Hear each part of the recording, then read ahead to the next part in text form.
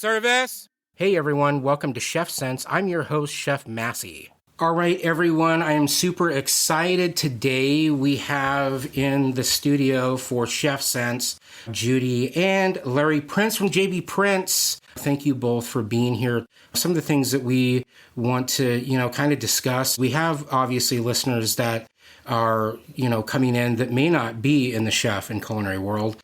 So I think kind of discussing the beginning, the start of JB Prince and your history of the 46 years. We've got some other questions, but just so grateful to have you both. Well, thank you. We're delighted to be here, and we're honored. And we'll do our best to let you know some of the things that we've experienced over the years. And the opening thing I have to say is it has been 46 years, and we've never had a dull moment. It's always been joyful and a wonderful partnership for Larry and me. I think that we've complemented each other pretty well. When you started JB Prince, that was 1976, correct? 76, 77? 77. Okay. So How was that for you? And what got you into saying, hey, I'm going to have a elite kitchen supply store in New York City? The short answer is I had absolutely no experience in the industry. Wow. I had been working when I first came to New York for Avon Products not as a door-to-door salesperson, but in the office writing the copy for the salespeople, and sort of had several other jobs. This was a time when women, were not really thought of to do much else other than be someone's assistant or a secretary or something along those lines. But it was changing, and the women's movement was coming into its own, and people's minds were opened in many different ways. And I think one of the ways that it did help women in general at that time was to open the minds and to say, wow, maybe this is something I could do, or maybe that's something I could do. And no one has ever told me I could do this before. And now they're saying, go for it. We lived in Park Slope, which is a part of Brooklyn. And we were living in a brownstone, and all of our neighbors had bought similar brownstones. And it was sort of a hotbed of creativity and people doing things that other people may not think would be the logical path. So we were all helping each other out with everything that was going on. I wanted to be able to stay at home with our little son. We had all this space that wasn't used anyway. And I started looking for things to do. At the same time, I think Larry was looking for different things to do also. And he was answering ads and came upon a very, very small business in New York that was a gentleman who was importing and selling these fine little utensils to chefs around the country. Okay. It was a very small business. I didn't really care about that. I was fascinated by it. I had always been interested in kitchen utensils, cooking implements, things of that sort. We tried to buy his business. He was in his 80s, and he really had devoted himself to this. Didn't want to sell. So I had started to do research with chefs and just general information to see what the possibilities here were. In fact, the first chef that I talked to was a gentleman called Arno Schmidt. Oh, wow. Who was the executive chef of the Waldorf Astoria Hotel. Right. He's still going strong. And there was a man who had a magazine called Chef Institutional, and I contacted him, and he said, Judy, go and talk to Chef Schmidt. he'll give you the right advice, whether this is a good idea or not. So I thought to myself, he'll never see me. Why would he? He doesn't even know who I am. And and I'm just a girl. So obviously I got to see him in his office, nice as can be, informative as can be, and said to me, Judy, not only do we need these things, because we're at a time now where the owners of our hotels and restaurants are saying, you need to elevate your menus, you need to elevate your food, you need to bring out these new European things or even older European things that Julia Child is telling us about, Right. and Craig Claiborne and all of these people. So that was the time, and it was really just starting. And he sent me on to other chef friends and said, don't just talk to me, call this man and this person and that person. And from everyone, I got encouragement and excitement and niceness.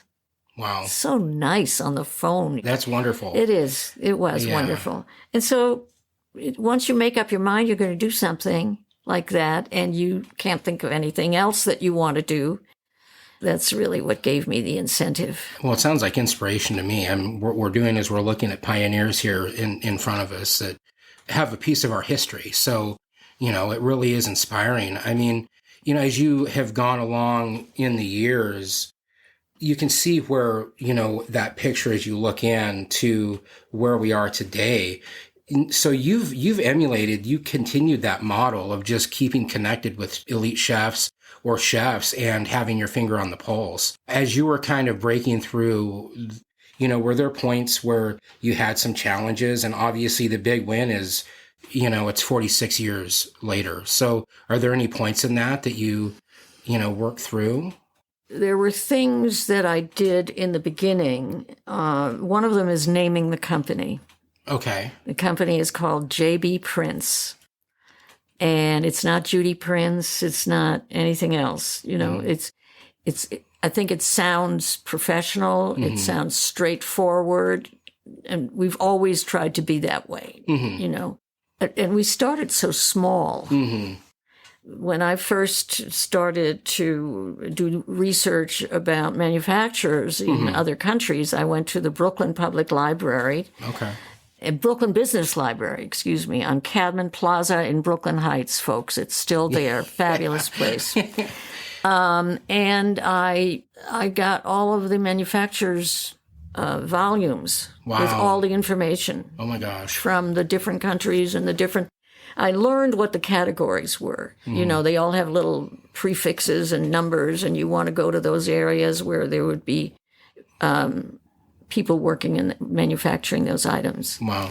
Then I just sat down at my little Selectric typewriter and wrote 50 letters to manufacturers in Europe, in different countries, saying, we are a nationwide distributor of the finest utensils for top professional chefs. Nice, Larry, I saw that. Right? Yeah.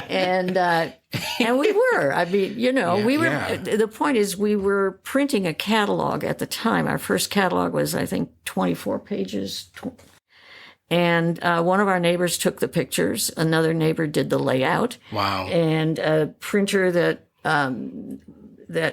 I had worked with when I was working for the Brooklyn Chamber of Commerce did the printing. Wow. And so, it was that kind of thing I knew how to do. Right. That's really how it started. Okay. That catalog, I should get back to just that catalog because that was really important.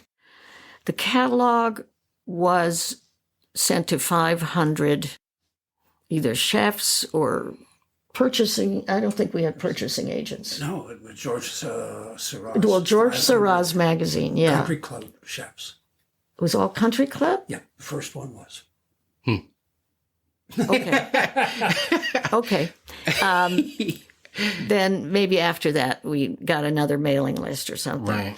But the point was we started to get phone calls from around the country. Wow. And I think one of the first phone calls I got was from a chef in Atlanta who said, "You answer your own phone?" You know, they had no idea. I'm sitting there in the attic for 5 days and nothing. I'm looking at my phone, you know.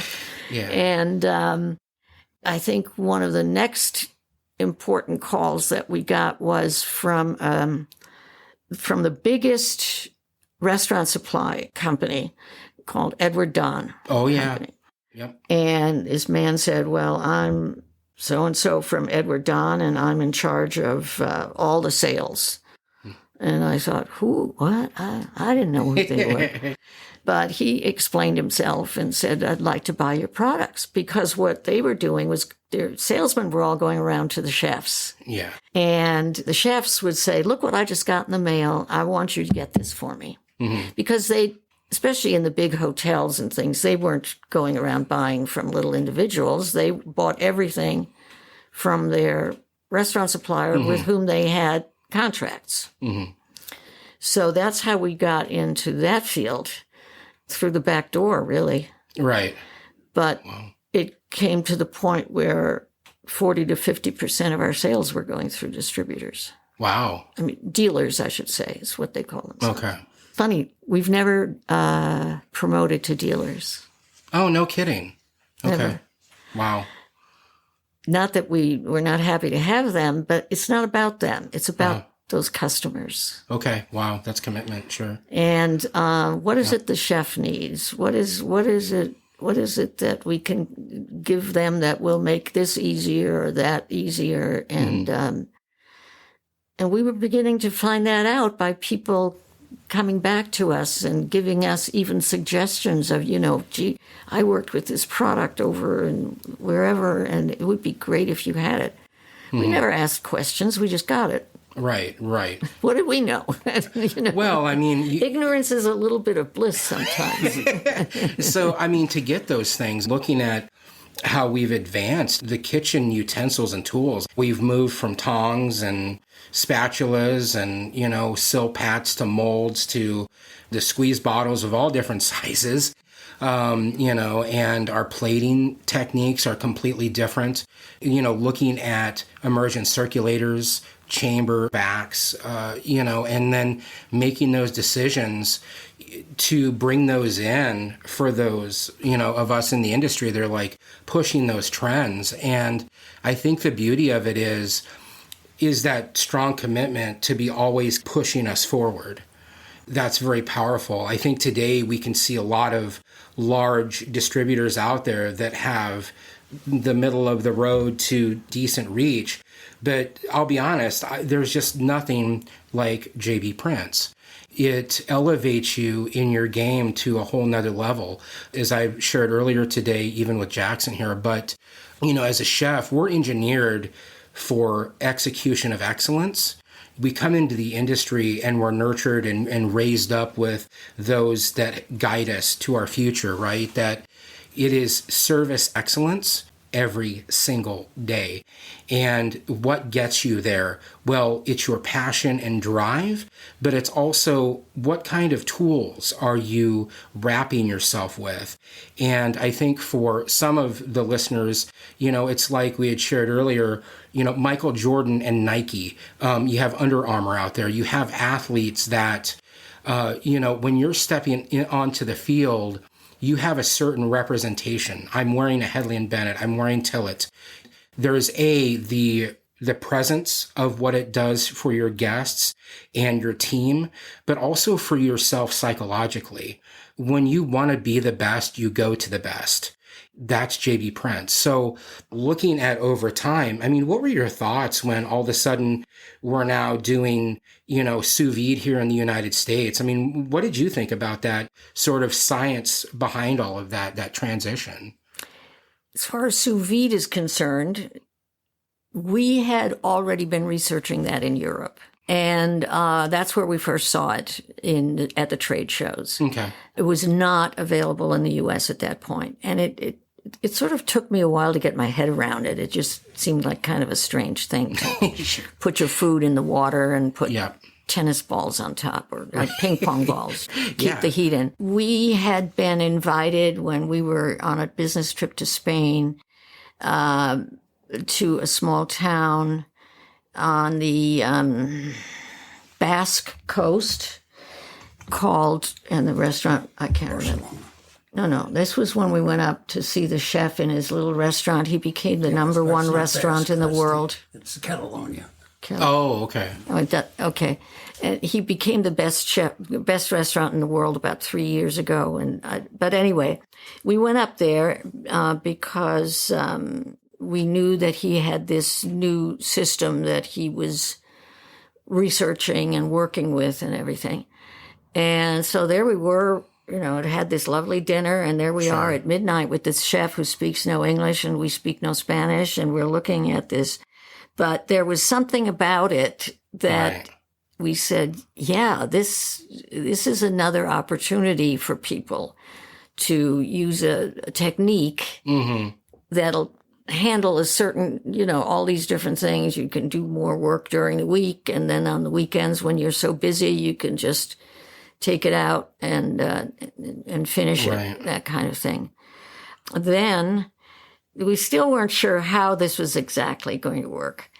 And then we got a call from Alinea, the chef. Oh, Grant Haft-IT.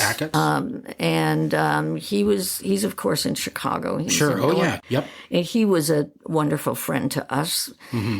There was a manufacturer in Niles, Illinois, who was just beginning to make these sous vide machines.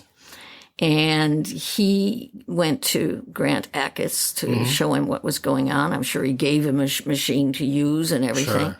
But then he said, where should I go to have this? I don't know how to sell these things. I don't know who to sell them to. Right. And Grant Haft-IT said, J.B. Prince. Right.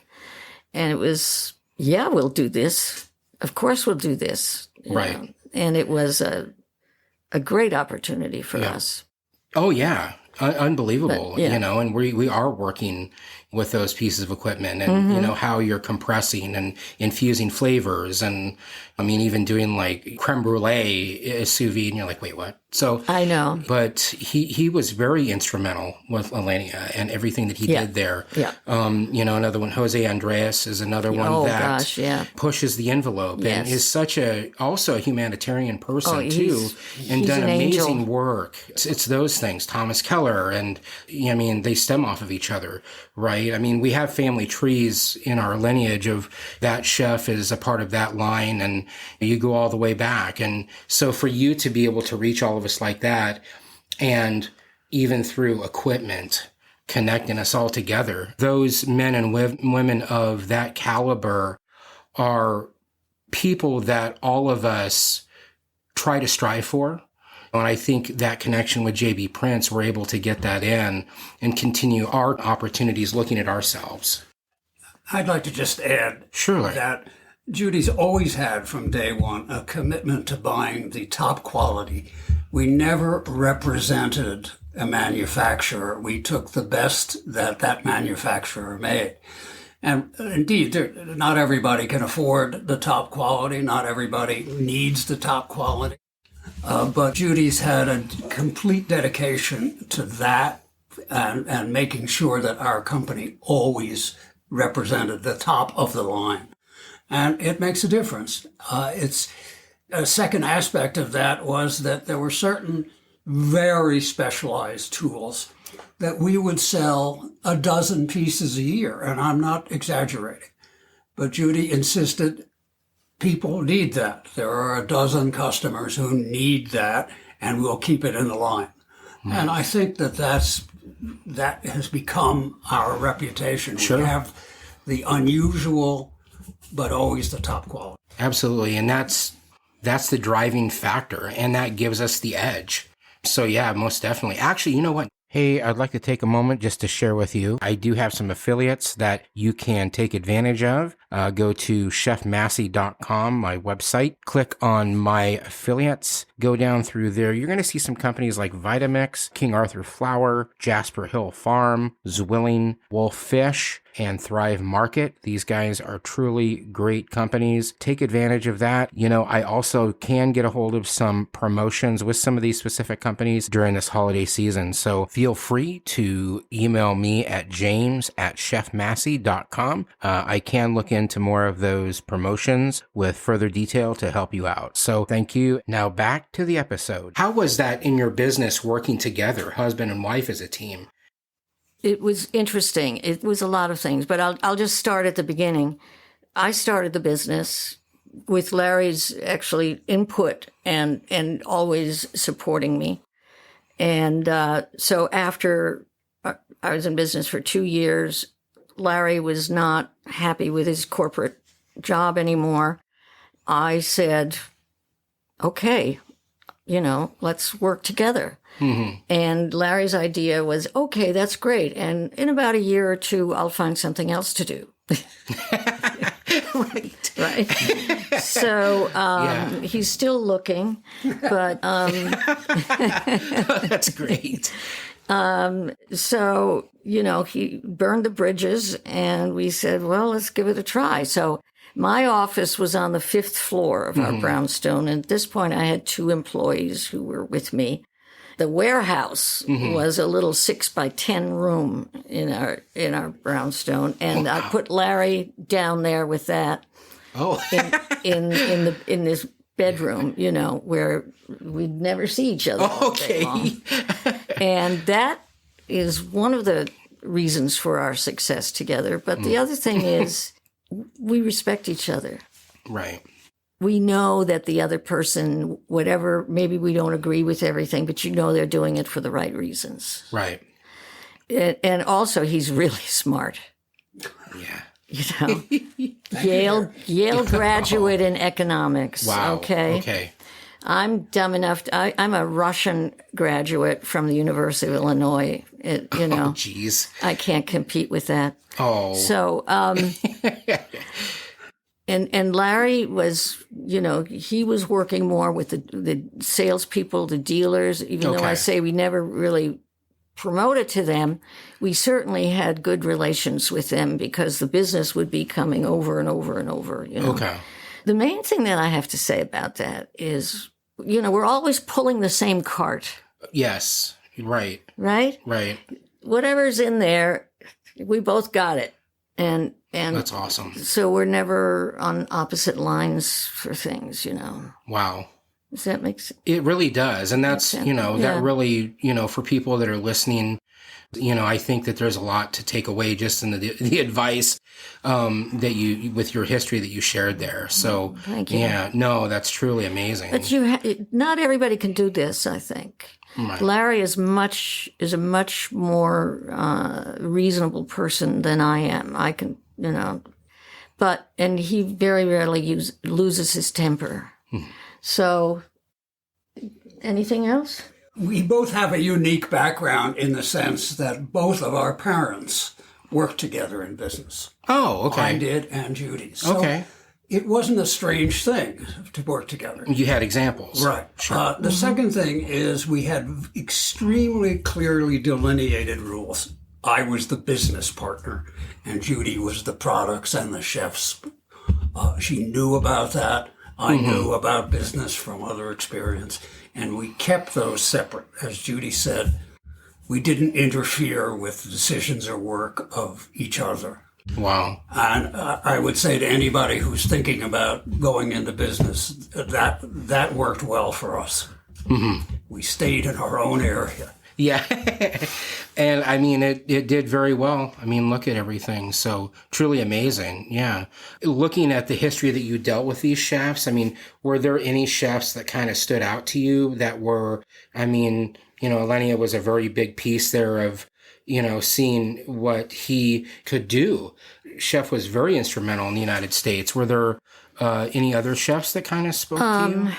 There were chefs, and there were other people maybe in the management area of some of the big hotel chains like Hilton and Marriott, Starwoods at the time, and people like that. And these weren't necessarily chefs, but they knew what the chefs were looking for, what they needed for the chefs.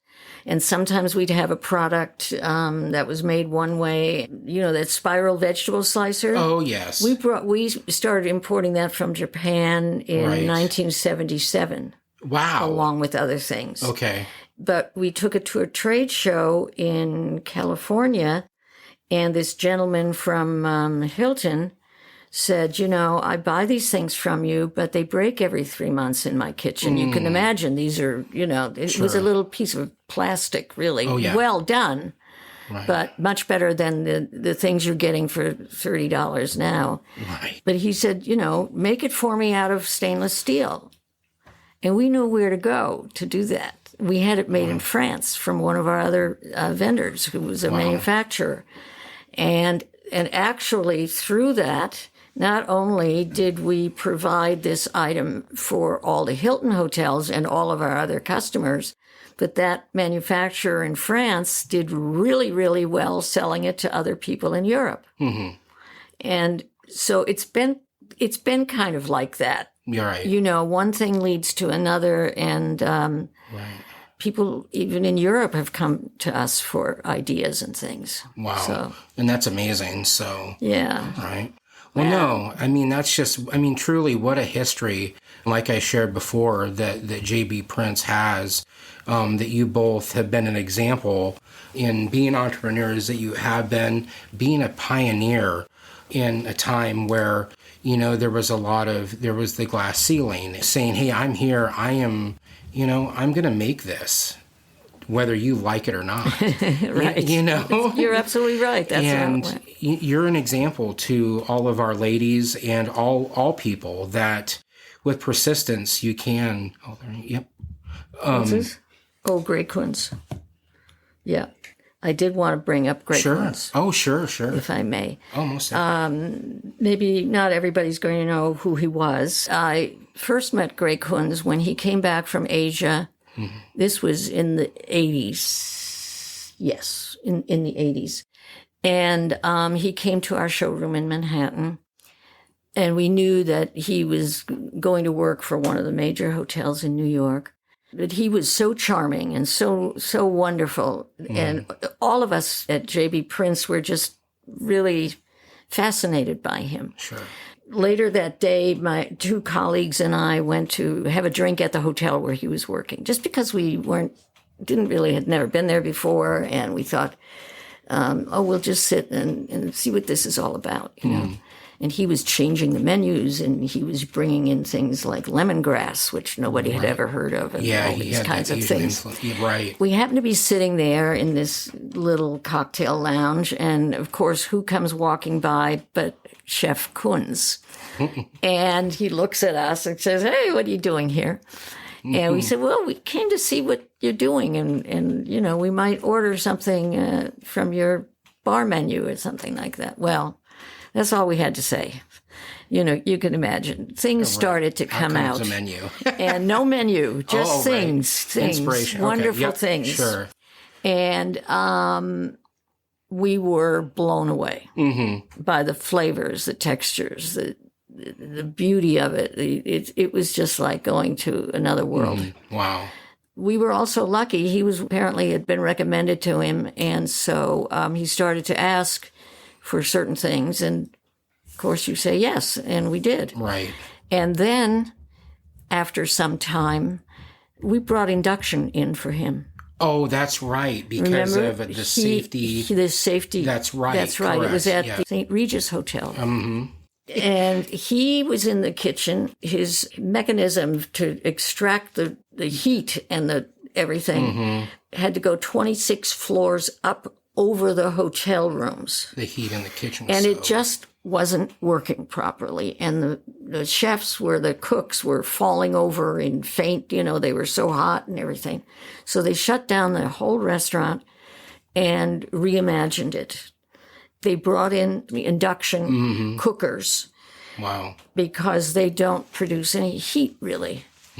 Not like the flat tops, centralized you know, around the base. that everybody had been working on. Yep. And all in one little area and stuff. They spread things out and made a lot of room. And there were other things that came along at the same time. It was the opportunity to bring in new techniques and things like that. So that was very exciting. Oh, wow. And out of that came the Grey Kunst spoon. The Grey Kunst spoon was something that became almost, the minute we brought it in and said, this is from Chef Kunz, and it's got his name on it, and it's the finest quality we could get. 1810 solid stainless steel. Wow. And we still tweak it and things like. Now we have 6 different ones, plus the special colors that come out. Oh, sure. And it's been a very wonderful thing, and I think it's many chefs' favorite tool in the kitchen. And as Chef Kunz used to say, well, it's just a spoon, but but it was the right spoon, and it was for plating and the bowl base on it, the balance in your hand. I mean, it gave you control while you were plating. Yeah. Chef Kunz, he felt the way he did about it, but using those over the years, it really, again, it's a piece of equipment that sets you apart. When you're doing excellence on the plate, you have to be on point. It needs to go where it needs to go. There's no other option. So yeah, and he really was a very pivotal chef here in New York City, and I'm really grateful that you brought him up and sharing that, with us. Yeah. Also, did you ever get a chance to any memories of Julia Child or Alice Waters or? I have never met Julia Child. Okay. Or had never met Julia Child, but I was addicted to her television program. Sure. And the audacity with which she presented these things, and the glee and the joyfulness, and the willingness to make mistakes and say, so what? Yeah. She was just the coolest person, just so amazing. The right person at the right time, Sure. Absolutely. It just happened that way. I think there's a mirror in front of you. Right person at the right time. Yeah. Oh, Judy thank Prince. you. But yeah, for sure. And Alice Waters, no, I know that she was a customer. She would ask for special things, and I've eaten at her restaurant called in Berkeley, Chez Panisse. Thank you. Sorry. Yeah, I've eaten there. Yeah, it was wonderful, but no, I've never met her. Okay. Yeah, no, I just was looking, female lady pioneers of the industry. That's a good point. Yeah. Well, where did you continue to find your inspiration for yourself? Where did you get that resource all these years to keep you? The chefs. Chefs. Yeah, let me just enter when we, after a couple of years, our brownstone in Brooklyn was obviously not going to work long term. Yep. So we moved the business into Manhattan, and we opened a showroom. And the showroom in the early years didn't make any money. I think it probably lost money. But it brought our customers into us when they had time to talk. Okay. And Judy would spend the day in there talking to chefs from all over the world. Mm-hmm. We still have them from all over the world. Right, absolutely. And they would come in and say, don't you have something that I could bake this in and turn it over? And it provided an endless source of inspiration for Judy. Wow, absolutely. Well, for the company, yeah. Right. Absolutely. All right. But the changes that have come along, our motto was the finest utensils for the finest chefs. Well, hard to find items for professional chefs or something like that. And that's all changed. Nothing's hard to find anymore. Isn't it amazing? You can get anything, one item, this item, So that's changed. People don't have to come to us anymore for things. But sometimes you go elsewhere and you think you're buying the same thing, but you're not. And I'm finding that all the time when I buy something on the internet. That's certainly been a big change. Sure. Well, and I think too, though, continuing with that commitment of we are the best, we sell the best, it still resonates so strong versus all those other outlets of products that you get in. And yeah, they don't last long. I mean, I know for a fact that JB Prince, I have things that are going to stay with me for the rest of my career. So that just resonates so much in the quality and your expectation that, again, that sort of resonated with both of you in what you gained from the chefs, that commitment of excellence and surrounding yourself with those fine people. So, but yeah, is there anything else on you? Yeah, I wanted to point out that two main things we wanted to do. One was quality products, and the other was quality service. When we started out, you could indeed get some of these items through importers in New York City, but it would take you 3 to 6 weeks. And we devoted ourselves to having inventory, having price lists, having a catalog, so that when we started, you could get items in 4 or 5 days. Now, of course, it's 4 or 5 hours. Right. But service to us, high quality service is essential. And over the years, one of the things that has really vanished is a person to talk to at the other end of the line. You can call endless companies and you can't get anybody. You can call JB Prince, you get somebody to talk to right away. Right. And we're committed to that because that's the quality service that we want to offer, even though it's expensive. So. Sure. Yep. And you get what you pay for. Yeah. So, that goes with it as well. But yeah, well, I want to say here, thank you both for, coming into the studio and sharing such a rich history. And I'm so grateful that and it's such a privilege to be a part of this discussion because it reminds me why I love doing what I do. And it's because of the two people in front of me. So thank you both for that. Thank you, JB Prince, for continuing to move forward. Also, thank you, Jackson Whalen, who's here right now with us in his studio recording. So look forward to sharing more as we move along, and have a great day. Thank you. It's been wonderful. Thank you so much. Thanks. Yeah, all right, everyone. That is a wrap. You can check us out if you like that. Subscribe. Also, the Instagram, Chef Massey. Let's keep it simple. ChefMassey.com. Have a good one. Bye for now.